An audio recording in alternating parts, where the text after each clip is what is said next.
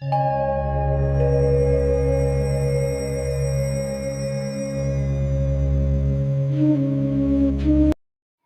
स्वामी समर्थ. आपल्या चॅनलच्या सबस्क्रायबर असलेल्या शुभम दादांचा खूप रोमांचक असा अनुभव त्यांच्या शब्दामध्ये आज आपण बघणार आहोत. दादा म्हणतात, सर्वप्रथम सर्वांना श्री स्वामी समर्थ. महाराजांच्या चरणी त्रिवार वंदन. स्वामी भक्तांनो, आज मी तुम्हाला महाराजांच्या इच्छेने, महाराजांच्या प्रेरणेने माझा आलेला अनुभव सांगणार आहे. स्वामींनी बुद्धी दिली म्हणून अनुभव सांगत आहे. स्वामी भक्तांनो, आम्ही मूळचे नाशिकचे आहोत, पण आम्ही कामानिमित्त मुंबई येथे स्थायिक झालेलो आहे. माझी फॅमिली ही मुंबईला असते. माझे आई वडील हे गावी असतात. स्वामी भक्तांनो, तुम्हाला माहीत आहे की मी स्वामींच्या सेवेत कसा आलो. तर मी तुम्हाला सांगायला आज फार आनंद होत आहे की मी स्वामींच्या सेवेत कसा आलो. स्वामी भक्तांनो, मी जेव्हा 7वीमध्ये शिकत होतो त्यावेळेस माझ्या पायाला अचानक एक असा फोड तयार झाला. तो फोड अगोदर खूप छोटा होता, मग त्याला खाज देखील खूप यायची. मग आम्ही थोडं 2-3 दिवस गेल्यानंतर तो फोड खूप मोठा झाला. हॉस्पिटलला गेलो, गोळ्या औषध घेतलं, पण काही त्रास कमी होत नव्हता. खूप त्रास मला होत होता. माझा त्रास बघून सर्वांना खूप वाईट वाटत होतं. आई ही वेगवेगळे उपचार करत होती, पण काहीच मला त्रास कमीच होत नव्हता. खूप मोठा तो फोड झाला होता आणि तो प्रचंड दुखायचा. मला रात्रभर झोप लागत नसायची, दिवसाही झोप नाही, इतका प्रचंड त्रास मला होत होता. त्या दरम्यान काय झालं की आमच्याकडे माझी आत्या ही आली होती. आत्याने माझा त्रास बघितला आणि तिने महाराजांना कळवळून विनंती केली आणि ती महाराजांची खूप निस्सीम भक्त होती. ती मला म्हटले की काही टेन्शन घेऊ नको, रात्रीतून फोड फुटून जाईल, महाराज सर्व काही व्यवस्थित करतील. तिने महाराजांची एक माळ जप केला, ती विभूती घेतली आणि ती माझ्या फोडाला तिथे लावली. त्यावेळेस मला काही विश्वास नव्हता आणि घरामध्येही कोणी काही करत नव्हतं.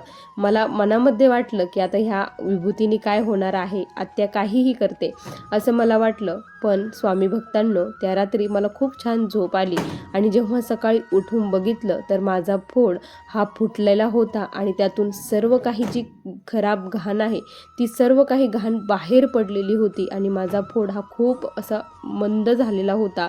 जो अगोदर खूप वेगळा दिसत होता तो आज फुटून पूर्णपणे व्यवस्थित झालेला होता. हे चमत्कार बघून माझ्या मनामध्ये महाराजांनी स्थान केलं. मी आत्याला म्हटलं की मला महाराजांनी याच्यातून बाहेर काढलं. खरंच ग, तुझे महाराज आहेत, यांची सेवा कशी करायची असते? मी कुतूहलाने तिला विचारलं. तर ती म्हणे, काही नाही, तू फक्त श्री स्वामी समर्थ या मंत्राचा जप कर आणि तू जेव्हा मोठा होशील तेव्हा स्वामी चरित्र पारायणाला सुरुवात कर, असं तिने सांगितलं. आणि मग मी त्याच पद्धतीने करू लागलो. मला कुठलं संकट आलं, काही भीती वाटली तर मी श्री स्वामी समर्थ महाराजांचा धावा करायचो आणि काय आश्चर्य, महाराज मला त्याच्यातून बाहेर काढायचे. जर एखाद्या वेळेस सरांची मला भीती वाटत असेल, मी जर गृहपाठ कंप्लीट केलेला नसेल, काही असेल, महाराजांचं जर मी नाव घेतलं तर त्या दिवशी ते सर विचारतच नसायचे. आणि सरांनी असे मला अनुभव त्यावेळी छोटे छोटे महाराजांनी दिले आणि माझी श्रद्धा भक्ती आणखी स्वामींविषयी वाढत गेली. माझं शिक्षण कंप्लीट झालं, सर्व काही झालं आणि मी संसाराच्या बेडीमध्ये बांधलं गेलो. माझं लग्न झालं. त्यानंतर मी मुंबई येथे आलो होतो. मुंबईला माझा जॉब होता, खूप छान पेमेंट, सगळं काही व्यवस्थित. माझी फॅमिली ही मुंबई येथे शिफ्ट झाली होती. मी रेंटनी राहत होतो. सर्व काही मी घेतलेलं होतं, घरामध्ये सामान सर्व व्यवस्थित. स्वामींच्या कृपेने 2 मुलं झाले. मला फार काही वेळ मिळत नसायचा, पण माझी पत्नी महाराजांची सेवा ही करत होती. महाराजांची सेवा ती करायची आणि मी दर गुरुवारी महाराजांच्या मूर्तीवरती अभिषेक करणे, त्यांना जे काही आहे सुगंधी उठणे वगैरे लावणे, त्यानंतर महाराजांची आरती वगैरे करणे, नैवेद्य दाखवणे, ही गुरुवारी मी सेवा करायचो. पण फावल्या वेळात श्री स्वामी समर्थ या मंत्राचा जप करायचो. स्वामी चरित्र वाचणं फार काही जमत नसायचं. त्यानंतर स्वामी भक्तांनो, सर्वांनाच माहीत आहे, करोनाने सर्व काही होरपळून निघलं होतं. सर्वांचं जीवन हे उद्ध्वस्त करोनाने झालं होतं. पण मला वाटलं की आपल्यासोबत असं काही होणार नाही, कारण एवढी कल्पना नव्हती की करोना एवढा पांगेल आणि एवढ्या दिवस त्याचं थैमान हे चालेल म्हणून. त्याच्या अगोदरच मी काय केलं की एक गाडी बुक केली होती. मला वाटलं की याच्यासोबत जोडधंदा आपण करावा, गाडी आपण लावून देऊया, एखादा ड्रायव्हर ठेवू, म्हणजे तिकडून देखील पैसे येतील. त्यासाठी मी 2 लाख कॅश भरले आणि बाकीचे हप्त्यावरती मोठी गाडी घेतली. गाडी घेतल्यानंतर स्वामी भक्तांनो, जे काही 20 मार्चला पहिलं लॉकडाऊन पडलं त्याच्या अगोदर जानेवारीमध्ये माझी गाडी आली होती आणि 20 मार्चला पहिलं लॉकडाऊन पडलं आणि त्यावेळेस मला वाटलं की एवढं काही व्हायचं नाही आणि मग आम्ही सर्व काही चालूच होतं, पण लॉकडाऊन खूप वाढत गेलं. त्यामुळे काय झालं की जी काही आमची कंपनी होती ती कंपनी बंद पडली, माझा जॉब गेला. आता जॉब गेल्यानंतर खूप सारं डिप्रेशन, खूप सारं टेन्शन, काय करावं काही कळत नव्हतं. मग माझं गाडीचे हप्ते हे जाऊच लागले नाही. त्यानंतर रेंट देणं पूर्णपणे बंद होऊ लागलं. हळूहळू एक एक परिस्थिती पुढे येऊ लागली. अक्षरशः घरामध्ये खायला देखील काहीच राहिलं नव्हतं. जे काही आम्ही जिथे राहत होतो ते देखील आम्हाला खूप त्रास देऊ लागले. रोज फोन, रोज यायचे, शिव्या वगैरे द्यायचे आणि रेंट मागायचे, कारण 7 ते 8 महिन्यापासून रेंट दिलं नव्हतं. मग माझ्या पत्नीने आणि मी विचार केला की आता इथे राहण्यामध्ये काहीच अर्थ नाही, आपण गावी जाऊया, गावी जाऊन काहीतरी करू. इथे राहिलो तर आपण पूर्ण सर्वजण जाऊ असं आम्ही ठरवलं आणि महाराजांचा धावा करत, महाराजांना विनंती करत, त्यावेळेस जाण्यासाठी साधन देखील मिळत नव्हते. खूप बिकट परिस्थिती होती आणि काय स्वामींच्या कृपेने आम्हाला एक टेम्पो मिळाला. कधीच अशी परिस्थितीचा आम्ही विचार देखील केला नव्हता. मुलांनी कधीच असं कुठलेच प्रवास केला नव्हता. त्यावेळेस आम्ही एक अक्षरशः रात्रीच्या वेळेस टेम्पोमध्ये बसून आम्ही गावी आलो होतो. आमचा जीव वाचवला होता. आमच्या ज्या काही आम्ही वस्तू घेतल्या होत्या घरामध्ये, TV, फ्रीज, कूलर, ते सर्व काही आमचं गेलं. सर्व काहीच राहिलं नाही. जे काही हप्त्यावर घेतलं होतं, गाडीही गेली, सर्व गेलं. त्यानंतर स्वामी भक्तांनो, गावी आल्यानंतर तर प्रचंड आमचे हाल होऊ लागले. मला वाटायचं की स्वामींनी असं का बरं केलं? स्वामींच्या सेवेत असून, स्वामींची भक्ती करत असून स्वामींनी आपल्यासोबत असं का बरं केलं? पण जीव वाचला हे खूप मोठं होतं. त्याच दरम्यान माझ्या पत्नीला कोरोना व्हायरस झाला. कोरोना झाल्यानंतर आमची जी काही सेविंग होती, आम्ही जे काही सोनं वगैरे केलेलं होतं, ते सोनं देखील आमचं गेलं. कारण माझी पत्नी वाचवायला आम्ही खूप सारे प्रयत्न केले. त्यावेळेस अशी परिस्थिती आली, मी खूप डिप्रेशनमध्ये गेलो. काय करावं तेच कळत नव्हतं. अक्षरशः एक वेळेस तर मी आत्महत्या करण्याचा प्रयत्न केला, पण त्यावेळेस देखील महाराजांनी मला वाचवलं. मी फास घेणार तेवढ्यात माझ्या मुलीने मला आवाज दिला, "पप्पा दरवाजा उघडा." तिच्या आवाजाने तिची काय चूक आहे, त्यांची काय चूक आहे, त्यांचं कसं होईल, मी जर माझं संपवेल पण त्यांचं कसं होणार, या मी विचार केला आणि महाराजांनीच मला त्यावेळेस वाचवलं. मी दरवाजा उघडला, खूप रडलो. आता माझ्याकडून खूप मोठी चूक झाली, यानंतर मी चूक करणार नाही. आपण सर्वजण सोबत आहोत, या संकटाला सर्वजण सामोरे जाऊ. आपल्यासोबत महाराज आहे. माझ्या पत्नीने मला असा धीर दिला. स्वामींचं वाक्य विसरू नका, भिवू नकोस, मी तुझ्या पाठीशी आहे. स्वामी म्हणतात ना, तर आहे स्वामी पाठीशी, त्यांच्यावरती विश्वास ठेवा, असं पत्नीने सांगितलं. त्यानंतर थोडासा धीर आला आणि एका नव्या उमेदीने मी उठलो आणि नोकरी शोधू लागलो.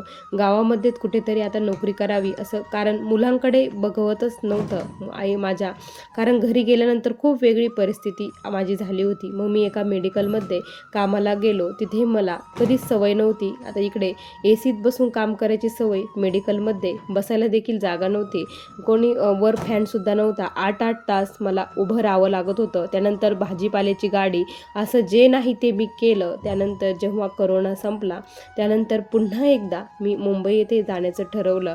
मी फॅमिलीला म्हटलो की अगोदर मी जातो, त्यानंतर मी तुम्हाला घेऊन जाईल.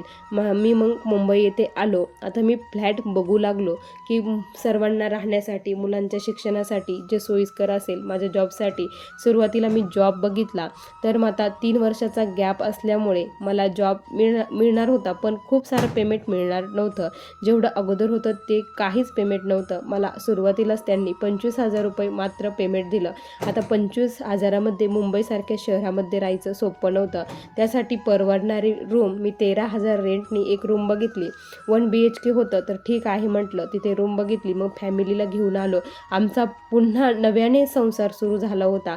सोबत येताना फक्त अंगावरचे कपडे आणि खाण्यापिण्यासाठी थोडेसं वस्तू आणि एक गॅस एवढंच घेऊन आलेलो होतो, बाकी काहीच सोबत आणलेलं नव्हतं. कारण आधीचा जो काही संसार होता तो सर्व काही संसार गेलेला होता.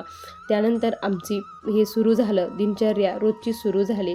माझी पत्नी देखील काही ना काही ऑनलाईन काम करू लागली. आपण काहीतरी सेटल होऊया असं तिचंही म्हणणं होतं. महाराज करतील सर्व काही, पण म्हणतात ना, एखाद्याच्या जीवनामध्ये दुःख जर येत असले तर ते थांबतच नाही. महाराजांवरती विश्वास होता, सेवा देखील चालूच होती.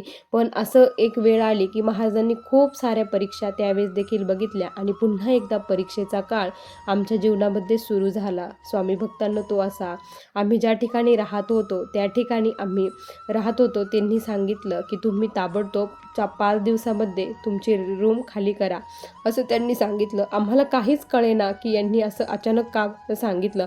अगोदर काही सांगितलं नाही. काय झालं नेमकं आम्हाला काहीच, आम्ही त्यांना विचारलं देखील काय झालं, पण ते सांगत नव्हते. की ते म्हणायचे आम्हाला रूम पाहिजे आहे, आमचं काम आहे, त्यामुळे तुम्ही रूम खाली करा असं त्यांनी सांगितलं. आता मग खूप पुन्हा एकदा टेन्शन आलं की आता एवढ्या स्वस्तामध्ये आणि कशी रूम भेटणार. खूप ठिकाणी रूम बघितली पण कधी रूम पसंत व्हायची, कधी होत नव्हती. रूम पसंत झाली तर रेंट खूप सांगायचे.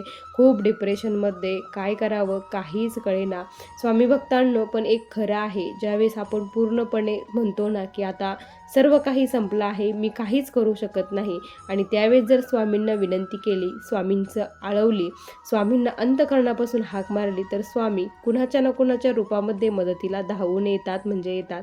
असंच झालं. माझ्या पत्नीने महाराजांना विनंती केली की स्वामी बघा ना, जिथे योग्य ठिकाण असेल, जिथे काहीतरी आमच्याकडून चांगलं घडणार असेल, अशा ठिकाणी आम्हाला लवकर घेऊन जा, नाहीतर आम्हाला पुन्हा गावी जावं लागेल. काय करावं स्वामी असं स्वामींना कळवून विनंती केली. आणि आम्ही शेवटचा पर्याय म्हणून, शेवटचा दिवस होता त्या दिवशी रूम शोधत होतो आणि एका त्यांच्या मित्राने सांगितलं की या एरियामध्ये रूम आहे, तिथे तू जाऊ नये. तिथे आम्ही बघितलं तर खाली महाराजांचा मठ होता, छोटंसं दत्ताचं मंदिर होतं, तिथे महाराजांचा फोटो ठेवलेला होता. ते बघून खूप आनंद समाधान वाटलं. तिथे आम्ही नतमस्तक झालो फोटोपुढे आणि त्यानंतर आम्ही वरती रूम बघायला गेलो तर तिथे नेमकी त्या रूमची चावी नव्हती. तर ते म्हटले की ह्या रूमची चावी नाही, पण आणखी एक रूम आहे, ती रूम तुम्हाला दाखवतो म्हणे. मग त्यांनी ती रूम आम्हाला दाखवली. रूम खूप छान होती, फ्रेश फ्रेश सर्वत्र हवा होती, गॅलरी होती. त्यानंतर विशेष म्हणजे तिथून महाराजांचं जे काही ते खाली ठेवलेलं होतं ते सर्व काही दिसत होतं, दत्त मंदिर वगैरे. खूप छान वाटलं. आम्ही म्हटलं की हीच रूम फिक्स, आणि त्यांनी आम्हाला रेंट देखील फार काही सांगितलं नाही, त्यामुळे खूप छान वाटलं आणि महाराजांनी आपलं काम केलं असं झालं. आज आम्ही त्याच ठिकाणी राहत आहोत आणि तिथेच आहोत. तिथे दर गुरुवारी महाराजांची आरती होते, दत्त महाराजांची आरती होते, रोज स्वामीचं दर्शन होतं. अशक्य होतं पण स्वामींनी शक्य केलं. त्यानंतर त्याच्यातून बाहेर मला महाराजांनी काढलं. मला आता खूप माझी परिस्थिती व्यवस्थित पूर्वीसारखी होऊ लागलेली आहे. मुलांचं शिक्षण देखील व्यवस्थित सुरू आहे. स्वामी भक्तांनो, स्वामींवरती ठेवलेला विश्वास कधीही वाया जात नाही. स्वामी त्याचं करतात. खूप परीक्षा, संकटाचं काळ येतात, पण आपली भक्ती, श्रद्धा, भाव असेल, संयम असेल तर महाराज नक्की त्याच्यातून देखील आपल्याला बाहेर काढतात. स्वामी भक्तांनो, असा मला आलेला हा स्वामींचा अनुभव होता. श्री स्वामी समर्थ. बघा स्वामी भक्तांनो, किती सुंदर अनुभव आहे दादांचा. तुम्हाला हा अनुभव कसा वाटला नक्की कमेंटमध्ये कळवा. पुन्हा भेटूया अशाच सुंदर अनुभवासोबत. तोपर्यंत सर्वांना श्री स्वामी समर्थ. जय जय स्वामी समर्थ. श्री गुरुदेव दत्त.